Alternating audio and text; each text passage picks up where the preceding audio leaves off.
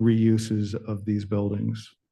Yeah, we've had our consultant, Kaiser Marsden, do some of that. We've looked at the cost of the infrastructure, not just the roads and the streets and utilities, but also kind of the shoreline and the levee. We've also worked with consultants to kind of do a density study, look at or density scenarios based upon what's allowed in the zoning and the specific plan, what density, what type of product could potentially pencil. And so we have done some of that. Interesting. Did they have to stick with the current zoning, or did you allow them to go beyond and say, hey, if we need to, we can rewrite zoning? In part, like for example, the area just west of the O Club, that's not zoned for housing. We had them look at that for housing, but again, that will require rezoning. So we did have them do a little bit of that, kind of looking at what's possible, and it mainly was around housing.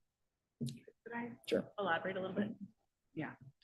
Thank you. Yeah, this is a really meaty one, and we obviously didn't give you a lot of detail on our feasibility analysis, in part because the more detail we give and the more assumptions we put out there, the more it seems like this might be a real project, and it was all conceptual, right? And the developer will come forward possibly with something entirely different. You can see we did pretty much stick to townhomes in our feasibility analysis. Townhomes at the base, we've had our economic consultant do some analysis in the past. Townhomes actually almost pencil at the base. Multifamily has a massive gap, like a 40% gap. Like it is very, as somebody who likes density, it's very disheartening to look at the feasibility gap for multifamily and apartments.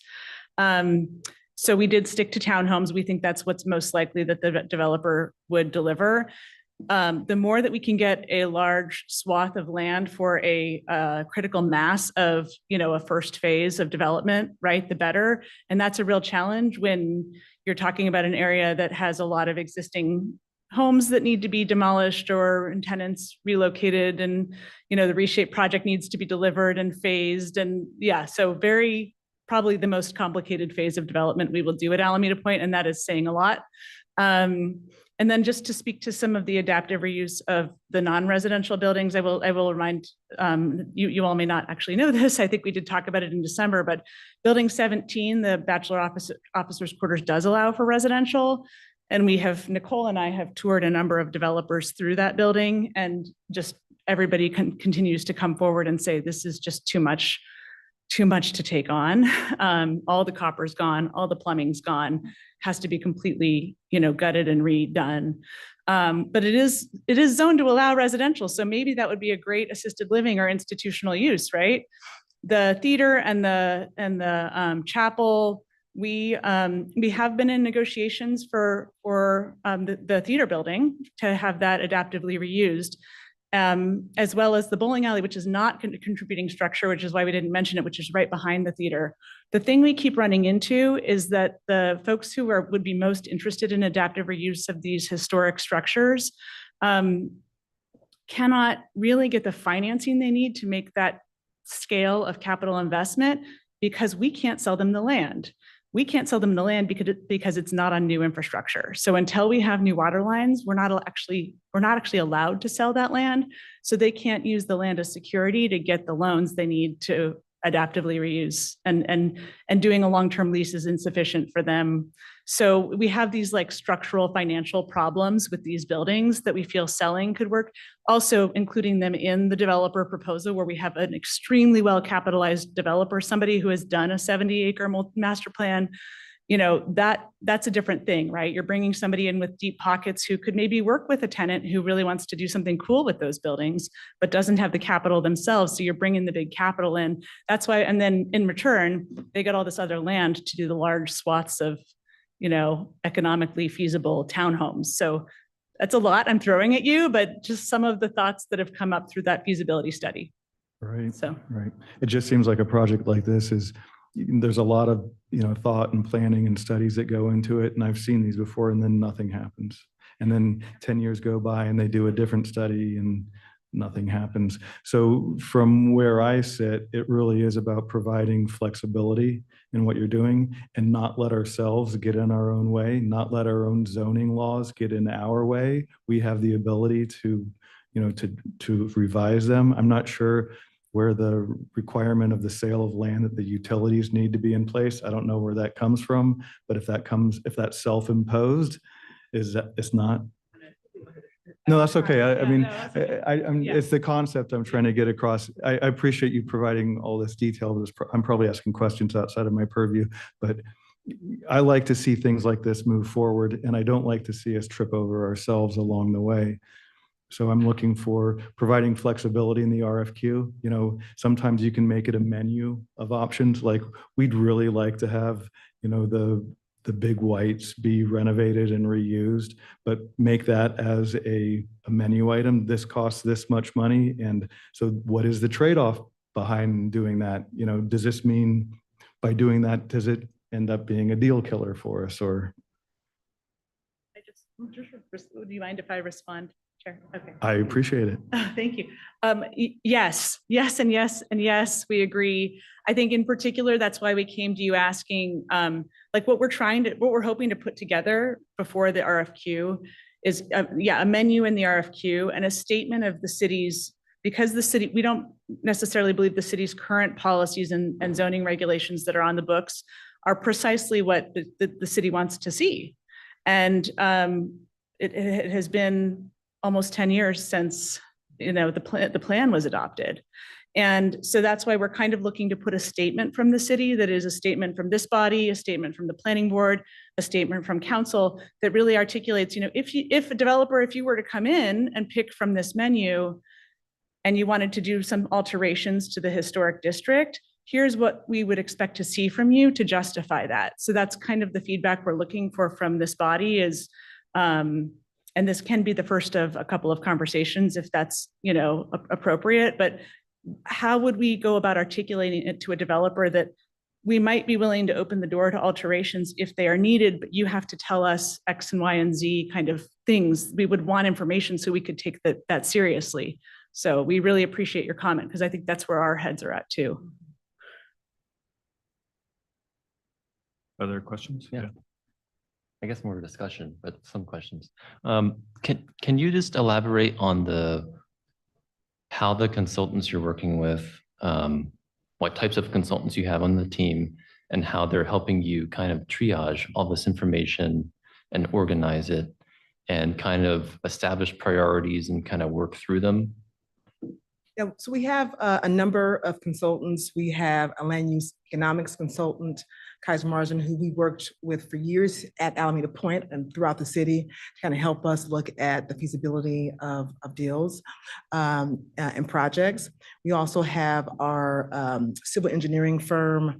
They do civil engineering and surveying and utility work. And so they help us come up with cost estimates and options for how to do utilities based upon our master infrastructure plan for Alameda Point.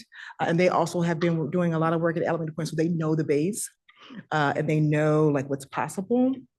We also brought on an architect and a contractor joint venture who kind of specializes in doing kind of property needs assessments and looking at just kind of fit test and density. But then we also brought in a historic preservation consultant kind of separately to kind of make sure that we were asking these consultants the right questions as it relates to the historical framework and kind of informing that process. And so that's kind of the team that we use to kind of come up with these scenarios. Okay. And these people, these different companies, they do this kind of work all over the Bay Area. So they have expertise. They also have access to current and historical data around this type of work. And so they were really good to work with. Great, thanks. Let's see. I think most of my stuff is discussion. Okay, I do have some questions about the presentation. This is a small one, but I think towards the beginning, I saw something that there's a $34,000 payment to the Navy. What is that? You want to, yeah, I'll let Per my unit? boss Is tell that you that per- one. Is that per? Yeah.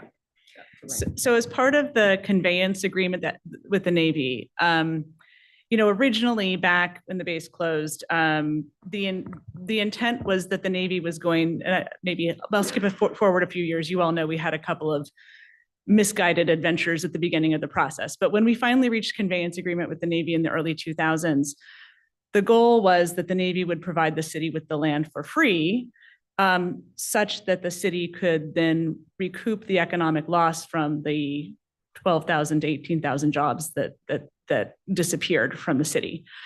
So it was really the focus for the first decade or so was on economic development, with the thought that job creation is how we, best do economic development. I think we all know we're in a housing crisis, and that actually housing is maybe the best thing we can do for economic development. But at the time, that wasn't the thinking.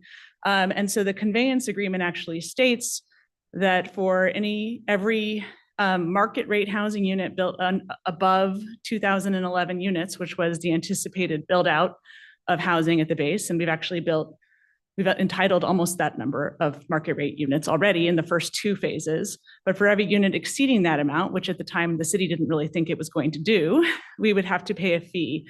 And the fee was set at $50,000 per unit, and with an escalation that at the time was based on the housing price index.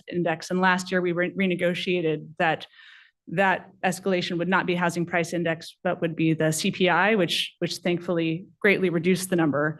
We also built into the amendment with the Navy that if the developer agreed to pay it earlier, they could pay less, because the Navy hasn't seen a dime yet, right? And is well aware and is under a lot of pressure to recoup the costs of its remediation expenses that it continues to bear at Alameda Point. So that's why it exists. It was not intended to be punitive. It was intended to, hey, initially the city was thinking it was going to subdivide and raise and build, thousands of units out here. And so if you do that, we want to make some money off of it. And so that was the original thinking. So we did renegotiate it.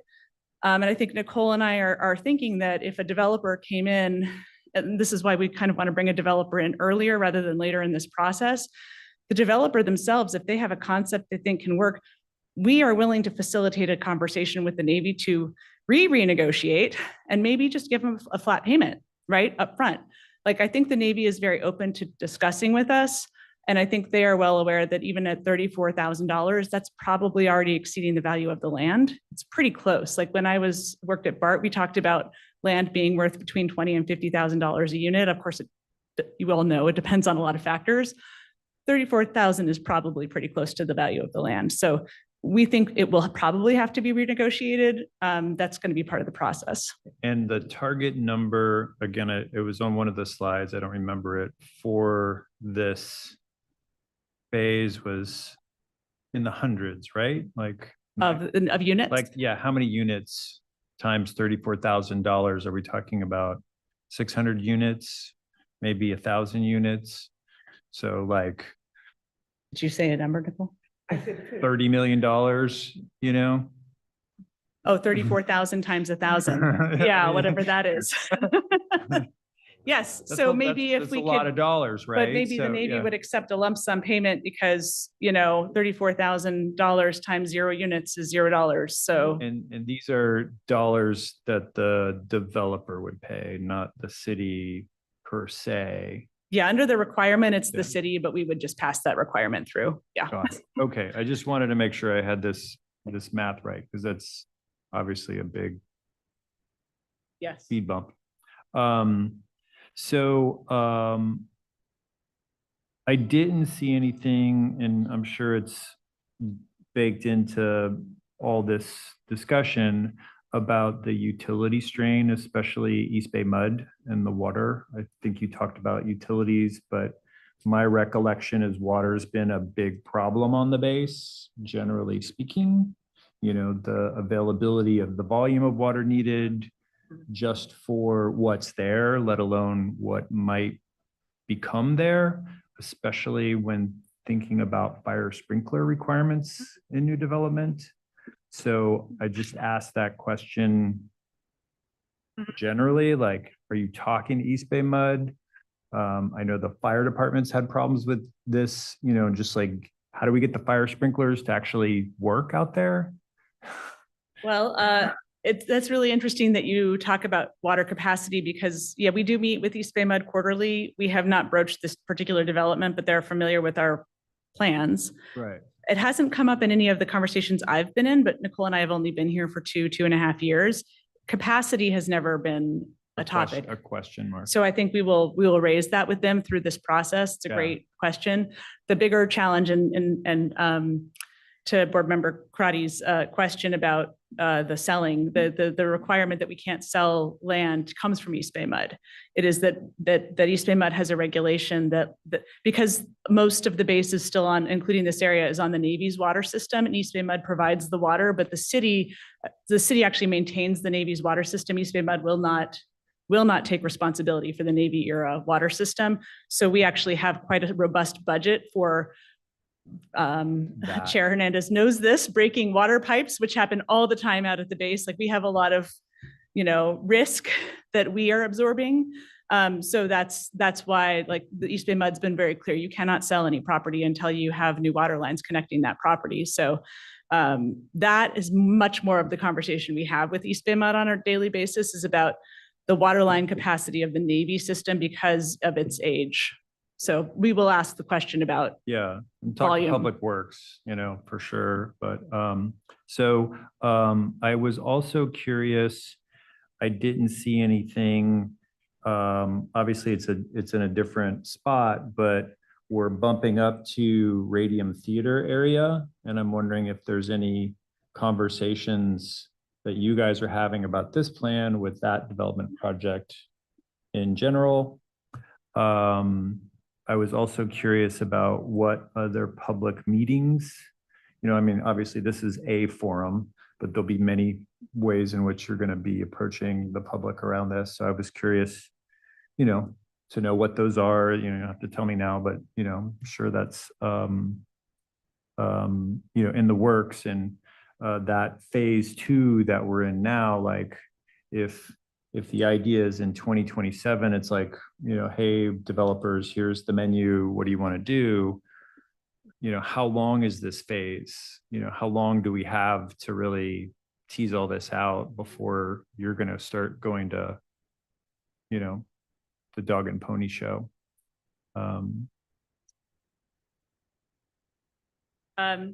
Yeah, so the Radium Theater project is down next to the Side A development. So it's a fair distance from this one. We haven't really had any conversations with them about Not this. related. Yeah. Because I know there was some road traffic stuff that they were talking about, like, well, is the road going to be this way or that way? And yeah, that is packed. that's sort of been a separate issue. That said, the Radium folks are engaged in Alameda Point in general. So we talked to them in general, but we've not said, hey, specifically for this, what are your worries? They will come, I'm sure, undoubtedly to any community engagement we do. To your second question, which is we're still trying to work it out, what appropriate levels of community engagement are at this point. And I think we will wholeheartedly expect the developer to lead a community in any ENA we enter into will include a robust community engagement scope. We can, once we're in that when we're in that stage. But for phase 2, like, can we target like, oh, in the next 6 months, we'd love to be done enough that we can go shopping for developers, or the next 9 months or whatever it is? Yeah, I think this summer, we definitely intend to do some level of community engagement. And in particular,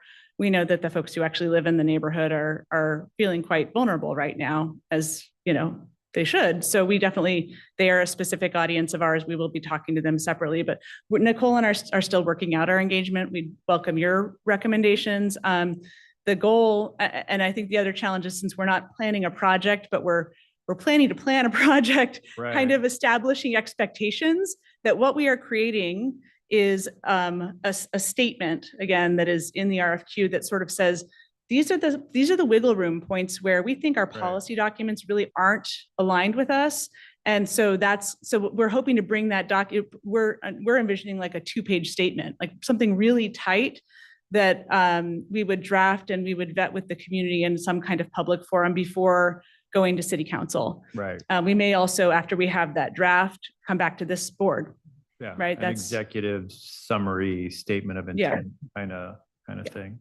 Well, that sounds great. And again, to member Crotty's point, it's like, we don't want to trip over ourselves and we don't want to overcomplicate it, have it shrivel up by paper cuts, like keeping it simple, I think is a good way to approach it. I was also curious with the sea level rise issues. Obviously, that's a big thing to engage with. The city has its own department, essentially, resiliency and tackling that. I don't know if we're talking to them co-joined to this effort, kind of like what's on the big picture plan for Alameda. So I'll start off and then I'll turn it over to my director. So this process that we've gone through, as a project manager, I make sure I have interdepartmental conversations. If it's parks, if it's, the resiliency team, just to make sure that we're getting the proper feedback. And so they're definitely involved. They have been involved with this Okay, process. great. Yeah, that Absolutely. was just a,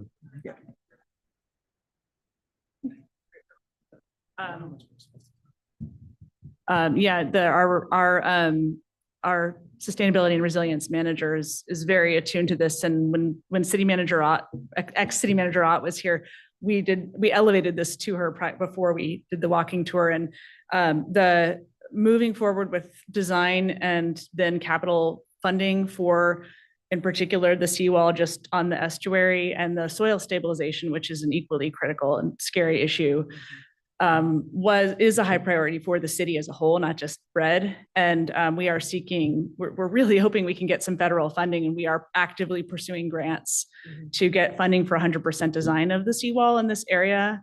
okay. So that then we can pursue the grants for capital funding for it. So yeah, it's definitely taking a front burner. And maybe this isn't your department, but I'm curious, are we generally speaking talking with Port of Oakland? And, like the ferry traffic that goes through, the Port of Oakland traffic, like all that's impactful, and they're in the same boat that we are.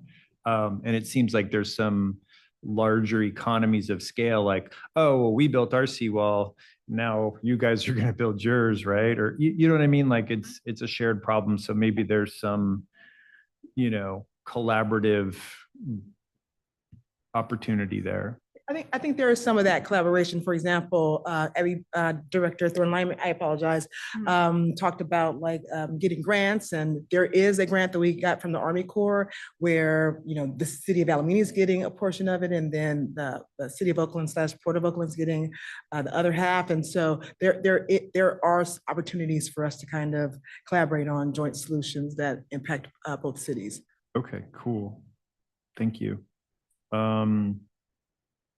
I guess more a question on the big white, specifically, if the idea might be to, whether it's subdivide or densify those lots, it seems like one of the things that we would probably hear a lot about from the preservation community and probably amongst ourselves would be, that uniformity, the consistency of that as a place. It's part of it is like, well, not all the houses are the same, but there's a consistency to it, right? So if we were going to do something to add additional stock there, wouldn't we want to echo, or pay reference to that kind of uniformity, or because it's not uniformity, but like consistency of The fabric. yeah. So that we're still maintaining that kind of feeling to the neighborhood without like, oh, we've added 4 different kinds of buildings in here, and now it's all chock-a-block, quilted, versus like, oh no, there's a thing going on. Absolutely. I think that's our plan. Again, I'll defer to Secretary Buckley, but as he mentioned about like there are certain elements, not only in the Beehive, but like with the chapel. He educated me recently about when we had the food bank redo their building, that there were certain elements that we asked Yeah. them to repeat. And so, yeah, so that definitely would be something we would. Part of the look to do. conversation, yeah, yeah.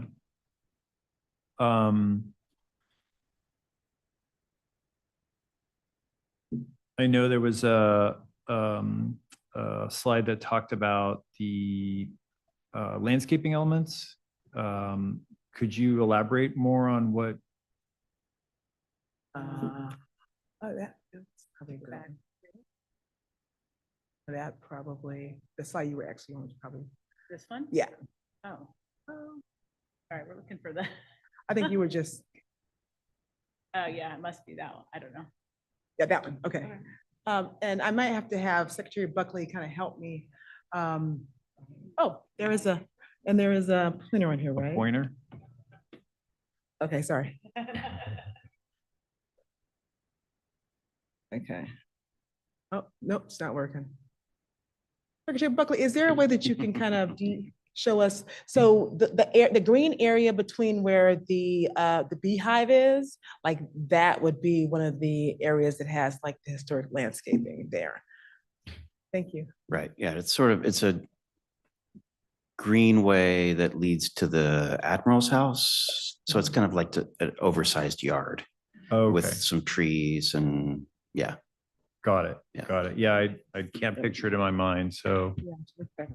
There's also a map that shows which trees contribute to the historic district. So in fact, it goes all the way down to, there's That level. literal trees. Yeah. Okay, There's trees. great, good to know. One last question, and sorry, I'm peppering you with all these things. Building 17. You mentioned, obviously, it's AUSDs, but there have been challenges both in securing the building and obviously in maintaining the building. Should or can there be pressure put on AUSD to give up the building if they are not capable of stewarding it correctly? Yes, Building 17 has been an adventure for my department for the last year.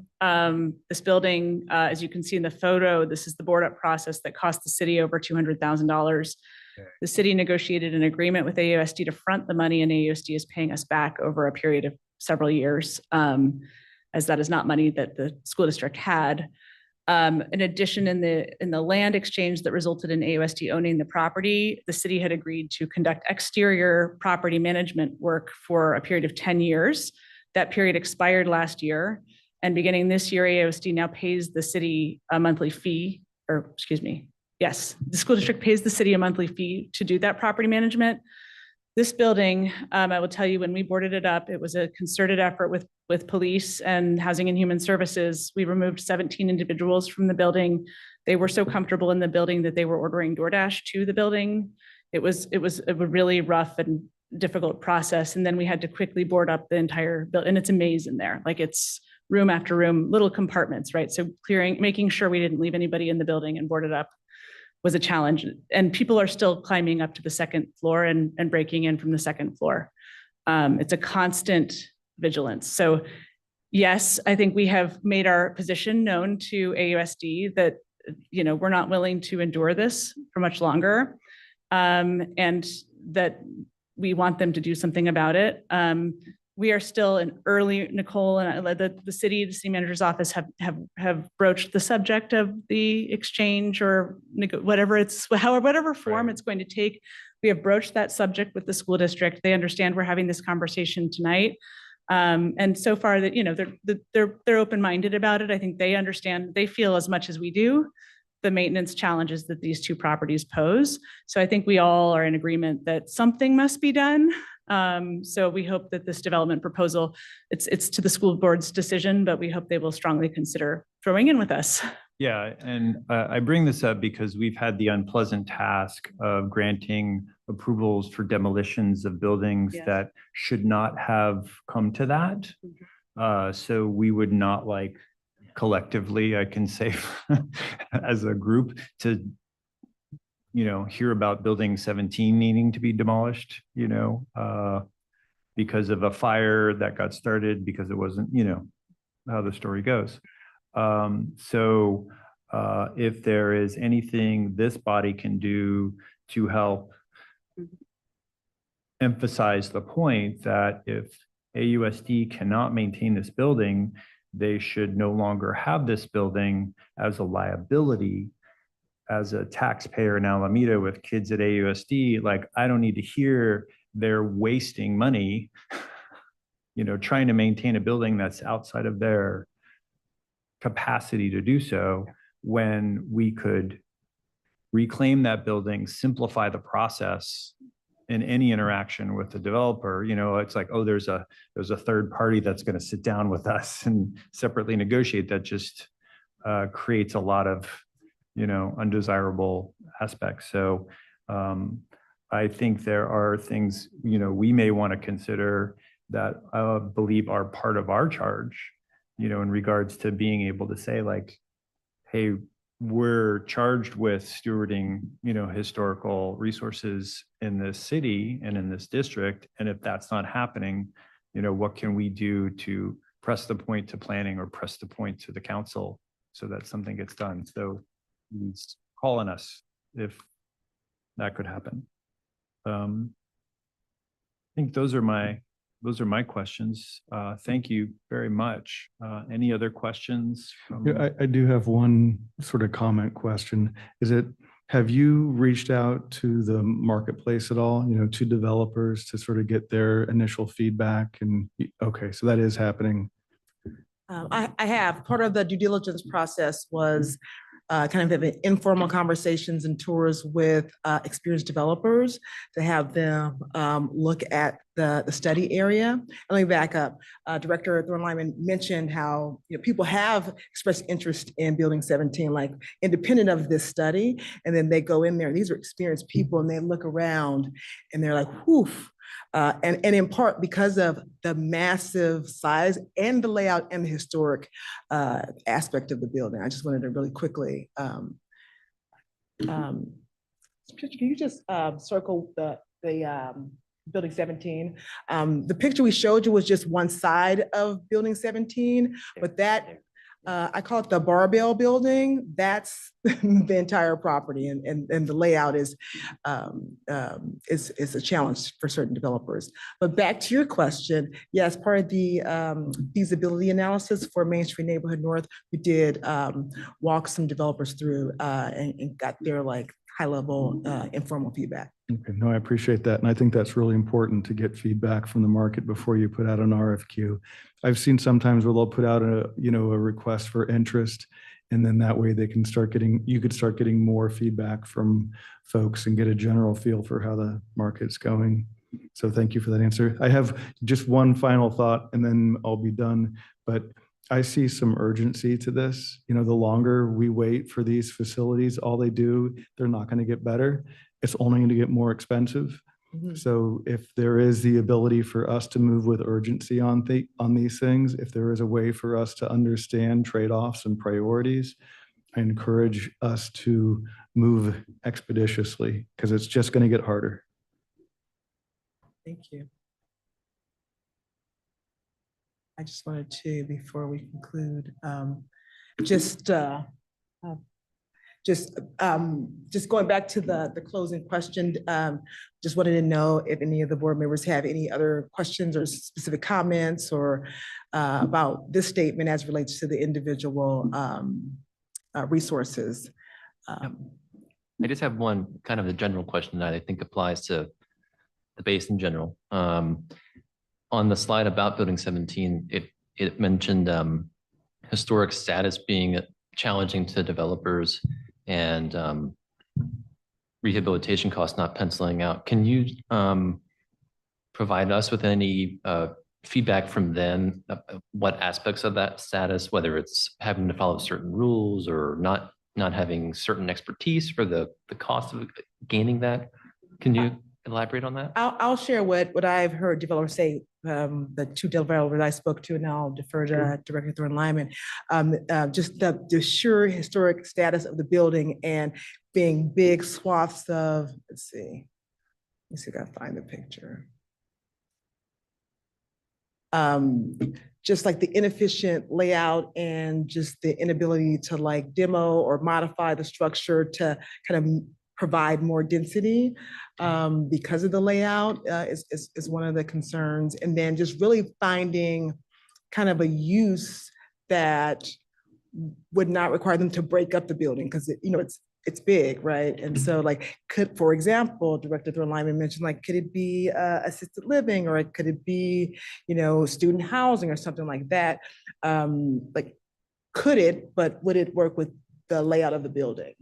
And you would be requiring put a lot of money into the property and just being able to develop the H, right? And so that's kind of the two things I've heard two developers mention. Thanks. Discussion? Thank you. Oh, thank you so much for your time. Thank you. So yeah, if you could leave up that, the list of, there it is. That's the one, the discussion list. Gentlemen, discussion? Thoughts on any of these bullet points or other encompassing Dilemmas? dilemmas?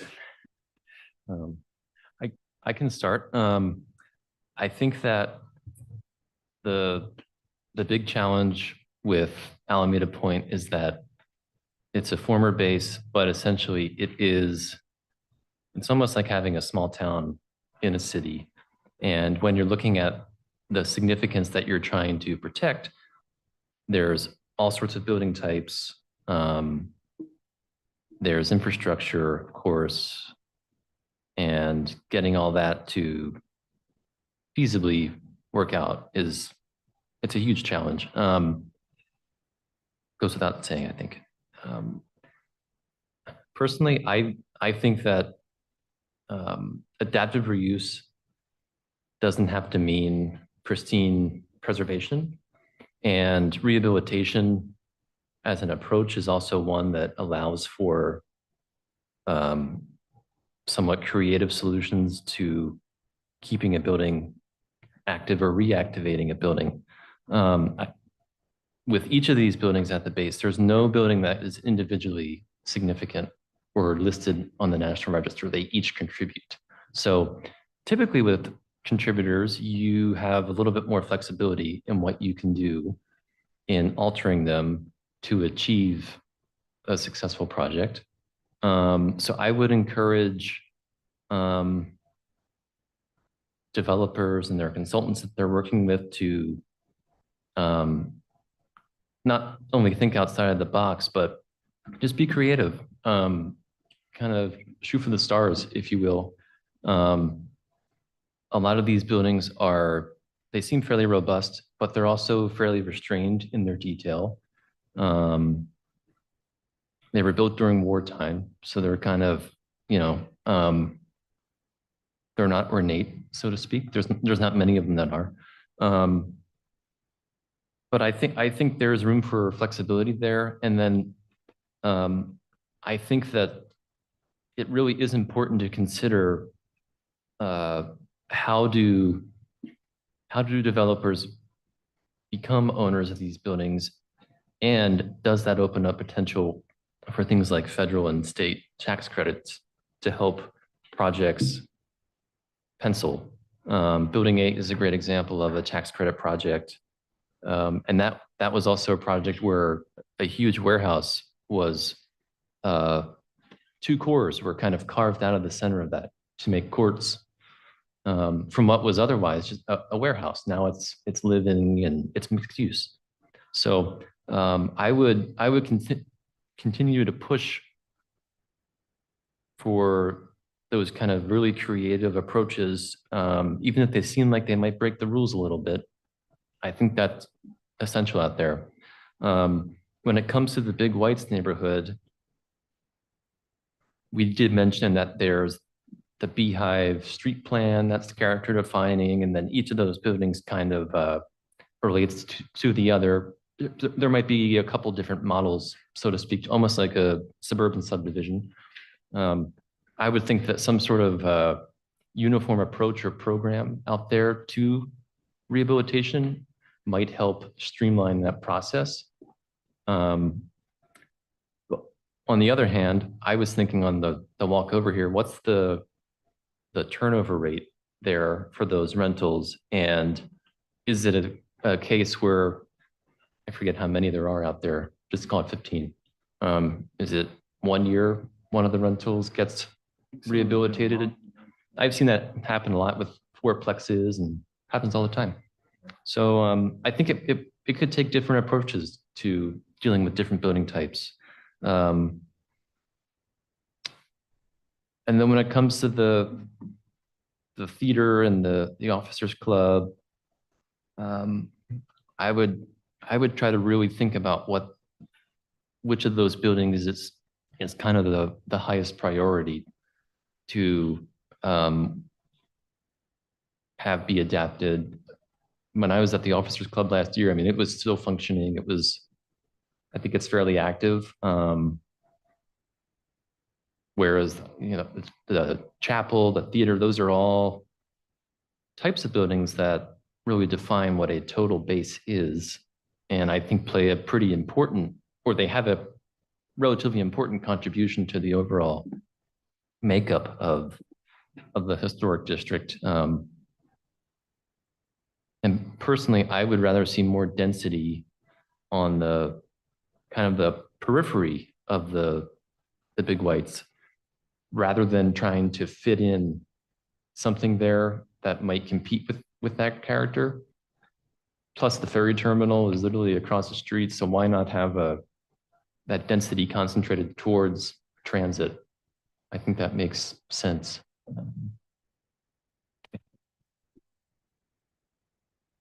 Thanks, Josh. Other discussion? The property that's owned by AUSD, I'm not sure I understand the history, or I don't know the history, how they came to own it. Is there any historical significance there, or is it just they are the property owners and they? I don't know all the history either. It was part of a complicated multi-property land exchange involving property outside of the base as well. And the intent and interest of the school district at the time was, it was thought they might need another school. They might need additional facilities. I think subsequently, currently the thinking is that is not the case, but I think that was kind of at the time. So there's no historic significance to those properties other than thinking about the growth potential of Alameda Point. Okay, that makes sense. Well, yeah, and then I'm sorry, to your point of that it is kind of a city within a city, and having so it would kind of make sense that they would want to carve out a little footprint for, hey, we might need a school here if this really does get fully developed into kind of an almost Alameda 2.0 sort of little area there. But I liked your idea of saying, hey, yeah, you guys own this, but you are on the hook for maintaining these historic buildings, and we are charged with maintaining them. So maybe, I know that the Officers Club, I've been to an event there past couple of years and it's still decent. It's been a few years since I've been to the theater, like the kids did theater there. So if those, rehabilitating those, but maybe keeping those as they are use-wise, I think is important. But certainly, yeah, with building 17, that's a behemoth that could have, like you're saying, could have a couple different things going on. There's so much space there. Yeah, and I'll say sometimes adaptive reuse does involve demolition. So just for example, that building has a dumbbell shaped footprint, right, with a couple of different appendages. Yeah.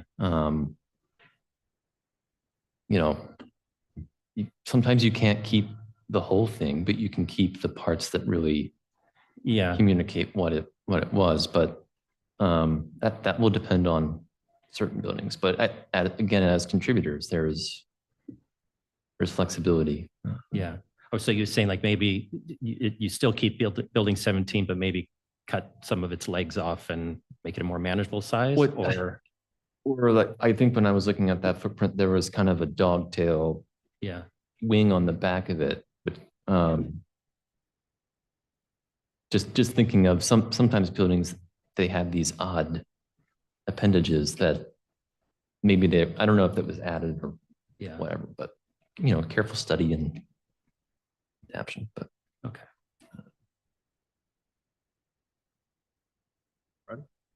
Yeah, so, looking over what you've presented, this is just a huge audacious plan we have here. I mean, it's huge. And it's really important, I think, to Alameda as a whole. And we're getting into a little detail side of things, which is, of course, really important as well, right?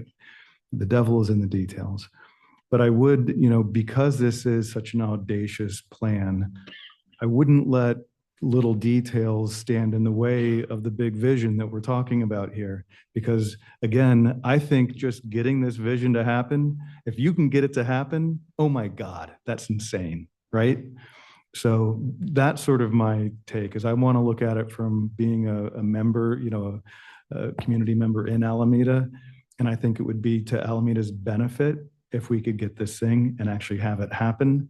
And so with that, when I was talking about flexibility, that's what I'm talking about. Because frankly, I think this is going to be extraordinarily hard to get it to happen. So we have to put our priorities in place and make sure that we don't let the tail wag the dog. Can I add something? Board Member Crowdy, I do want to add something to that. I mean, we all know with developers, what they really want is clarity and certainty.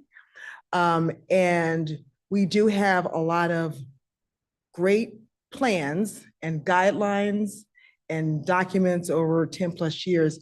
And that's why this priority setting process is critically important to kind of get developers to know what, of all the things that we said we wanted to do in this property over the years, what are our priorities.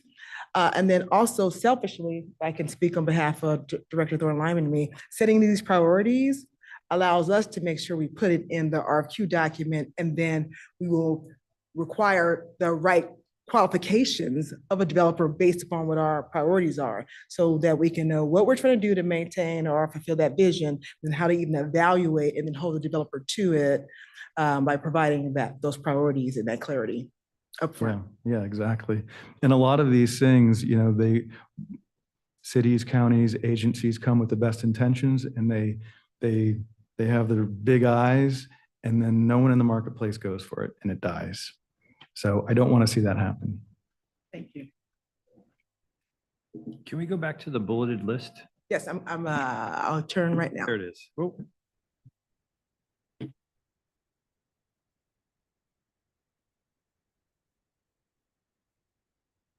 So, I mean, I'll jump in with a little discussion as well. Like I definitely, it resonates, the idea that this area is a small town within another town. And the idea that it is self-referential, consistent to itself, whether it's trying to preserve all the elements that are there, or through adaptive reuse, add new facets to it or new layers to it, remove some of it, as long as what we're seeing is a package and it is maintaining its self-referentialness. That's kind of the point I was making about don't chock-a-block the development of the Great Whites. So it's just, like, I don't want to see that. I want to see consistency and uniformity, and like, I'm somewhere, I'm in Alameda, but I'm not really in Alameda. I'm on the Navy base, and this is for sure its own thing. So I think that would be an attractive message for any developer to hear. It's like, we're looking for the whole thing. We're looking for a package. We want uniformity and consistency, and elements like the Officers Club or the chapel or the theater, or, you know, do something crazy with the Admiral's house. And if we, and I think we're all kind of saying it, we're all hearing it, is like, if we need to be creative and stretch as a city or as a decision-making body, we are all behind you because we want to see it done. And our overwhelming message is like, get it done. Don't, you know, like, don't bleed us out by paper cuts and make, you know, like, and there'll be a ton of details, but at least as far as this body, you know, what I'm hearing amongst us is like, get us something quick so we can look at it and give you some opinions, but we're, you know, I'm seeing us all as like reasonable people and understanding the complexity of the development far outweighs, you know, any pocketbook I know about. So like, if you could find somebody, good job. Get them in here and let's see how we can all help get it done. I'm not going to be dying on any hill of like, you can't touch the Great Whites, or no, the bungalows must go or stay, or, you know, we all recognize it's dying as it is. And so whatever resources we can bring in that will help us keep at least elements of it, by all means. That's kind of Yeah. my take on it. I think that I like seeing that there was analysis done regarding the bungalows among the housing types, saying the overall returns were better with retention versus removal. I think one of the things that we all deal with as development happens is change, which can be really jarring. And the idea of limiting displacement as much as possible and navigating that challenge is really critical. And coming from a renter, but I also think that whatever changes are proposed, think of how that proposal could impact the overall integrity of the district. And my understanding is that if enough change happens to a district, then eligibility starts to come into question, which I don't think that's imminent, but in the long run, that you have to think about that, and that eligibility ties into things like tax credits that help these projects. So thinking about those different areas that contribute to overall character is important. And I think as much as possible, we should prioritize working with what we have and adding what makes sense to the best extent possible. Yeah. And, you know, to whether it's Mills Act, tax credit, you know, easy fact that you're going to put together for the developer to say like, hey, you're going to get access to these things if you play, you know, ball with, you know, preserving these resources because state law, or there's other kinds of incentives the city wants to create, you know, as part of that. I think all that's super important. And I actually think this is a good example of a kind of scenario that something like a subcommittee that meets biannually or something like that could be helpful for. The Urban Land Institute has programs called TAP, the Technical Assistance Panel. And every time I go out there, I think, man, San Francisco's right there. There's always a conference there. Wouldn't that conference love to come see Alameda Point? Or potentially stay there if there's a hotel there someday. So I think it's good to have these different entities in conversation. I'll be the first person to volunteer to give a free architectural tour if anybody wants one out there. I think that that kind of spirit of inviting people, welcoming people there and saying, hey, there's a lot of potential here. We need your help getting there is really important.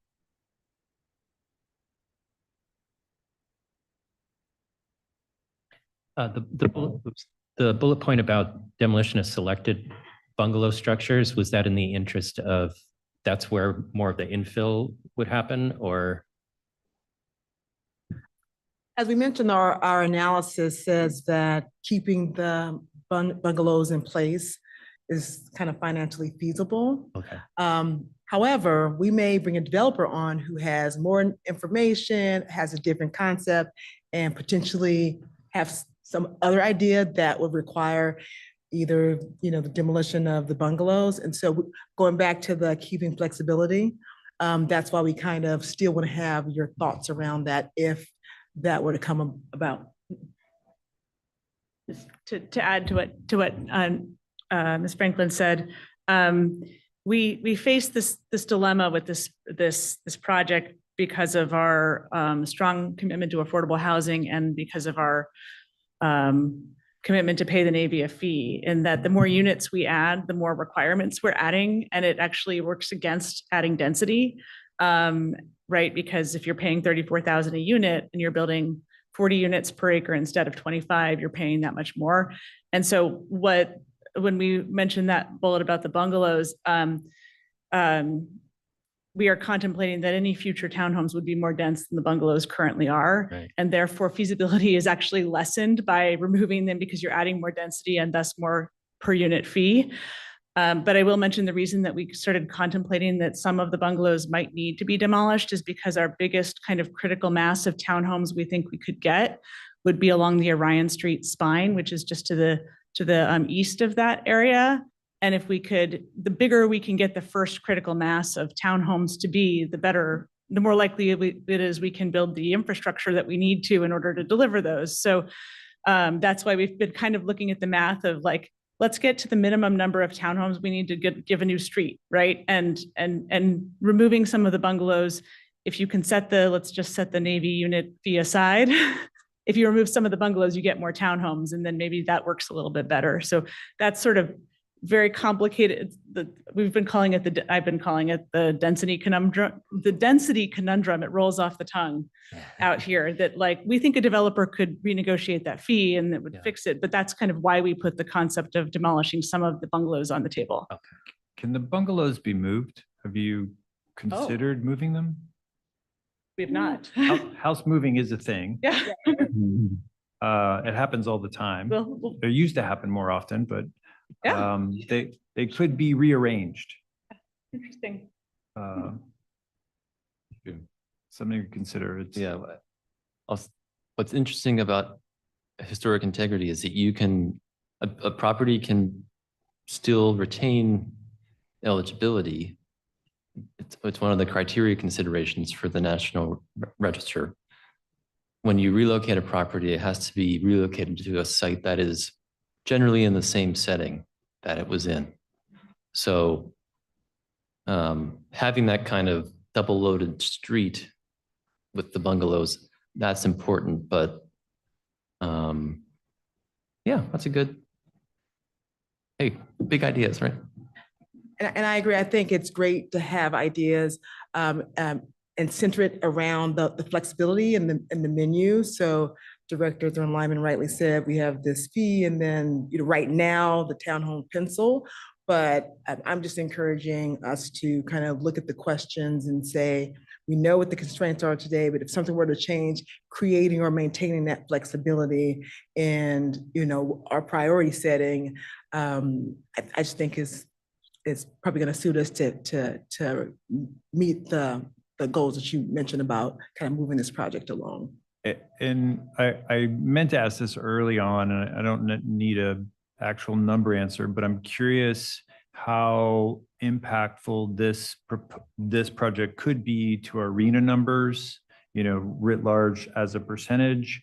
I'm also curious to know, since RHNA is forced on us, if there might be some recompense that we can seek from the state in regards to, well, you're forcing us to build these things where we are going to incur these fees. Therefore, how can we play a game with the state on this?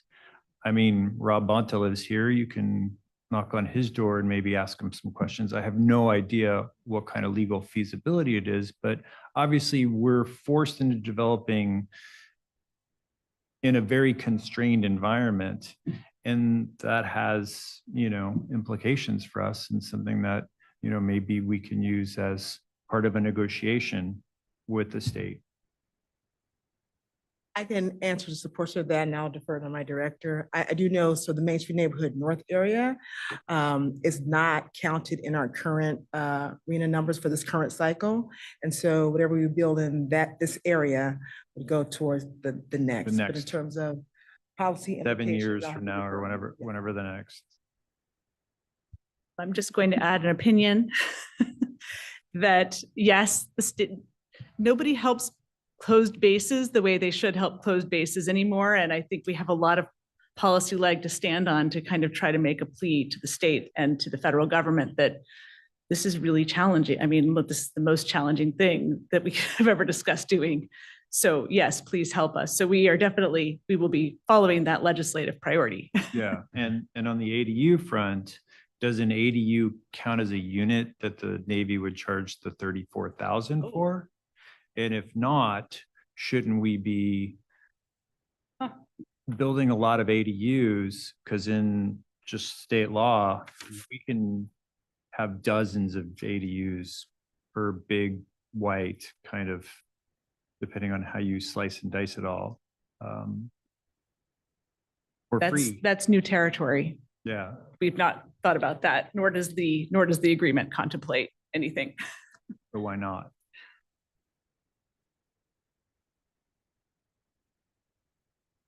Any other discussion? I don't know. This has been really a interesting. Yeah. Bravo Thank you. for taking this one by the horns. Would you mind, Chair, if I try to just recap some of the thoughts as we are Yeah. trying to boil this down into some kind of 2-page statement with planning board and council feedback too? Right. Strong support for development, openness to creative ideas and flexibility with what comes forward. But if there are proposed alterations to the historic district, we want to see a holistic vision for what those alterations are and how they reinforce the contributing elements of the historic district and work with those elements rather than against them. The integrity of the district as a whole is key. And I think board member Bevan in particular, I think hearing about kind of when have we compromised the district and sort of thinking about that a little bit, because that's something I don't really understand super well. Explore improvements that will leverage historic tax credit potential, Mills Act, which is something I will have to ask the new city manager about, given our fiscal situation. Explore the relocation of homes, and consider inviting people in. There was some process feedback around inviting folks in to see the potential, putting things out into the market a little bit, and possibly a HAB subcommittee coming out of this in some way. Anything that I missed? But I know you said a lot of other things about East Bay Med and other thoughts. Yeah, So we're just trying to be helpful. I think that the general sentiment of support for development is coming from this body is a huge endorsement that I think any developer should look at as, reassurance. So. Eagerly await a proposal. Thank you. Next on your agenda, you have board communications. Oh, yeah. Board communications, I think there are some. Josh, you wanted to? Sure. Where was I? Sorry, I'm having a,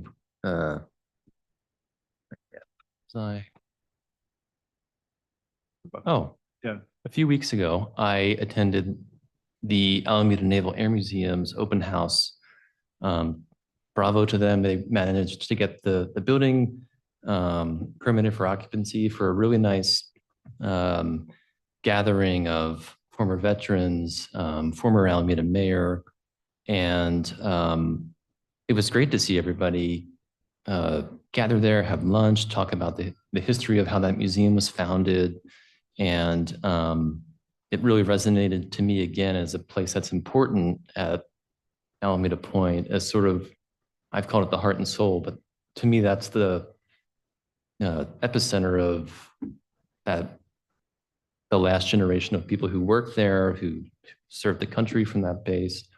So I'm looking forward to staying in touch with them, and I'd love to see them kind of gain more momentum for support.